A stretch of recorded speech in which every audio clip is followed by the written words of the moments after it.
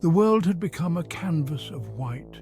Silence hung heavy, each snowflake another hush falling from a sky pregnant with secrets. The kind of day that makes you want to stay inside, huddled close to the warm glow of normalcy. But out there in the muffled stillness, something waited.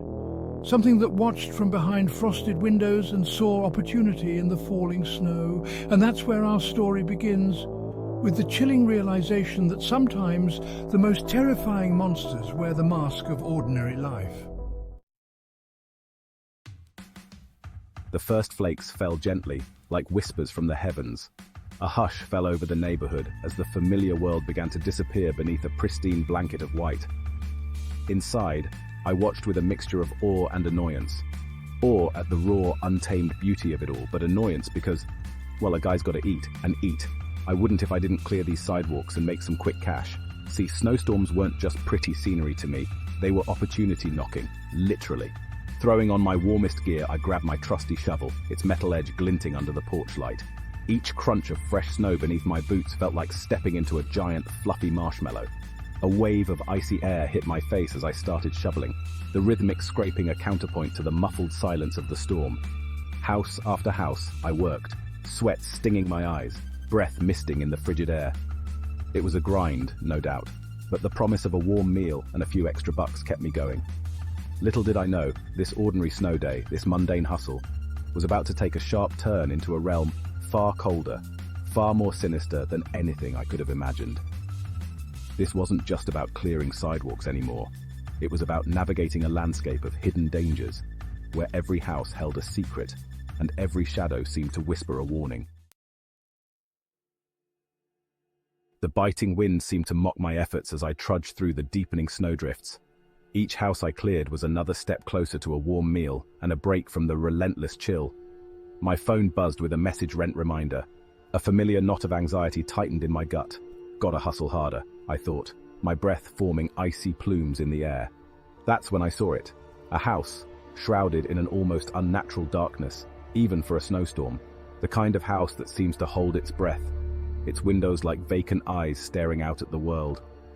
Most folks would avoid it, a primal instinct warning them away. But not me.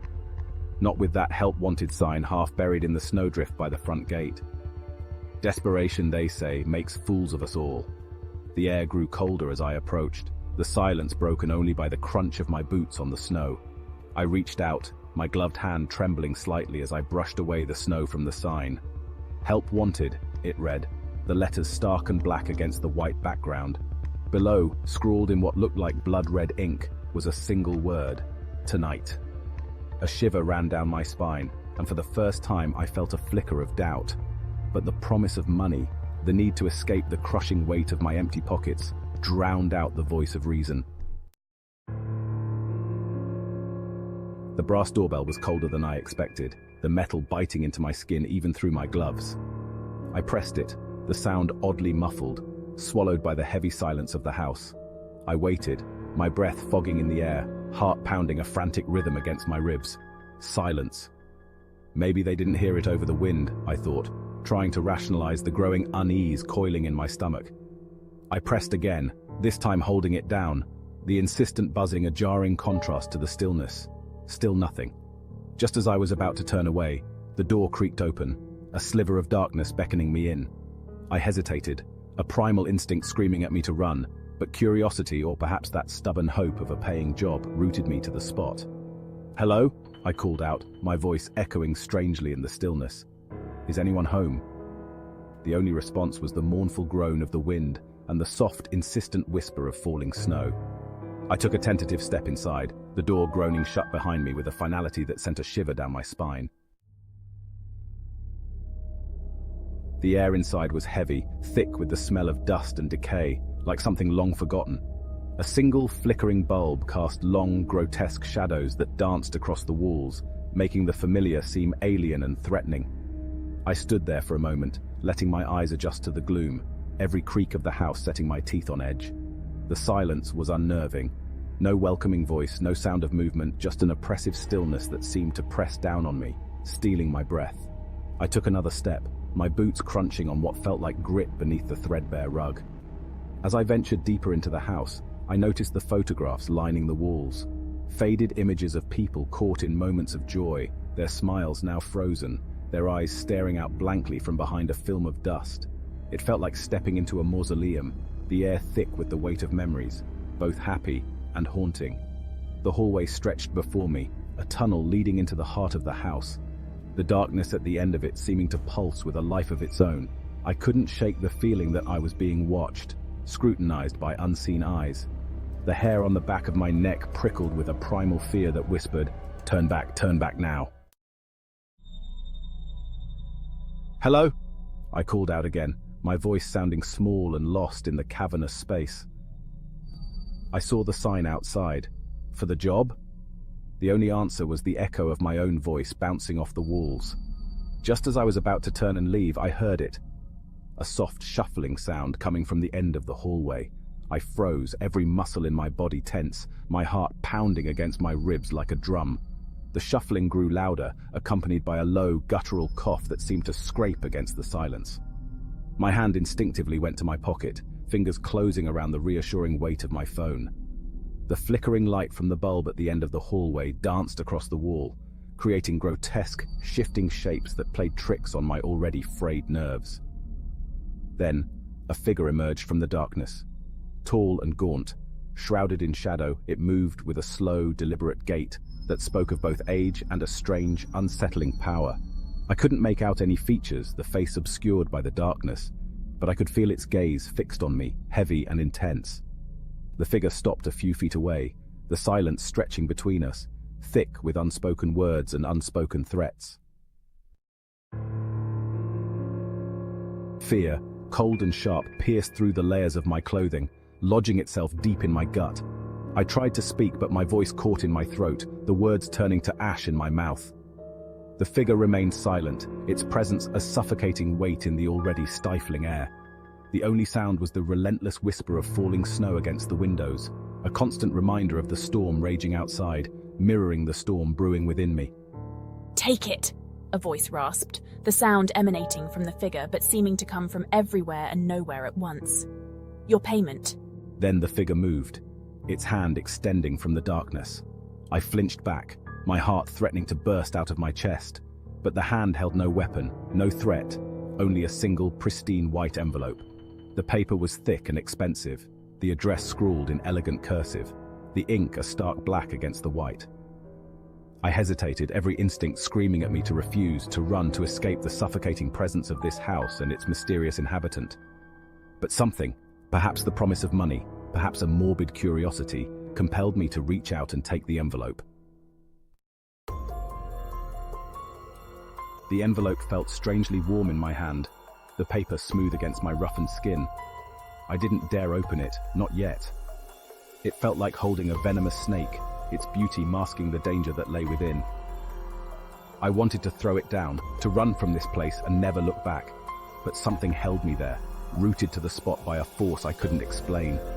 "The storm," the voice rasped again, breaking the silence. "It will worsen. You should leave." And with that, the figure turned and melted back into the darkness, leaving me alone with the heavy silence and the unsettling feeling of being watched. I didn't need to be told twice. I practically ran out of that house, the envelope clutched tightly in my hand, my breath forming icy clouds in the frigid air. As I hurried away from the house, the snow falling faster now, I couldn't shake the feeling that I had stumbled into something dark and dangerous.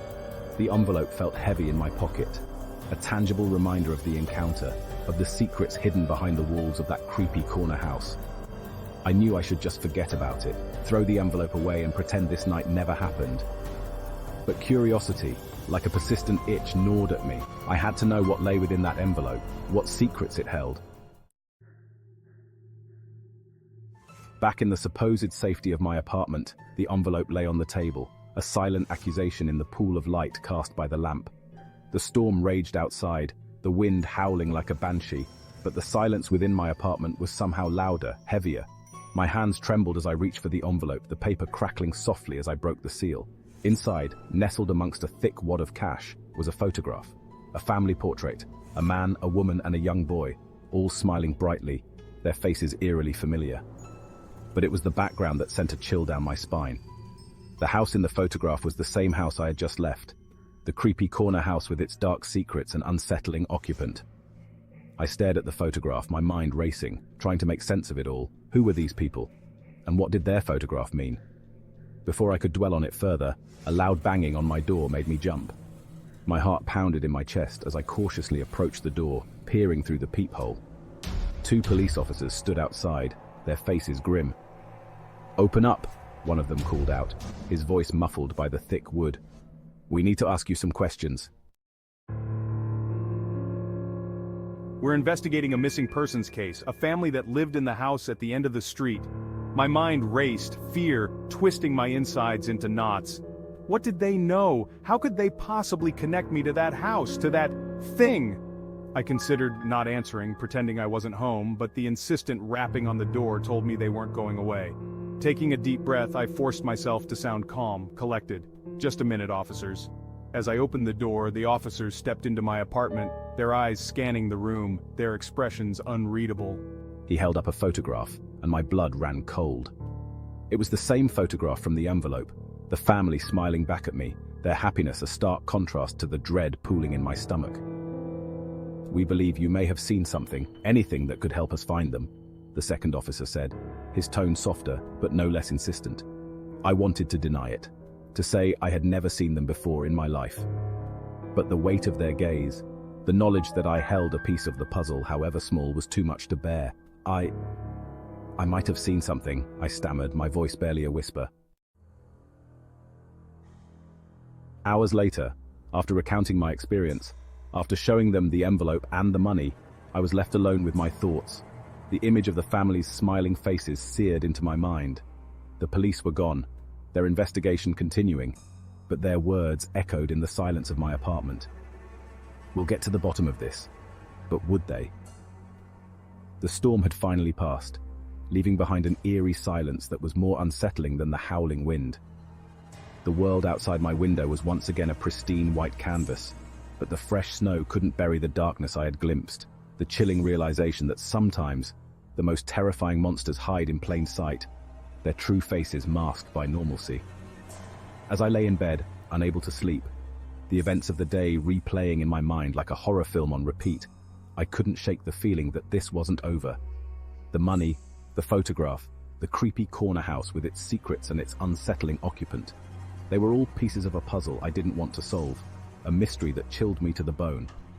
And as I drifted off to sleep, the last thought that crossed my mind was a silent prayer that the police were right, that they would get to the bottom of this before it claimed another victim.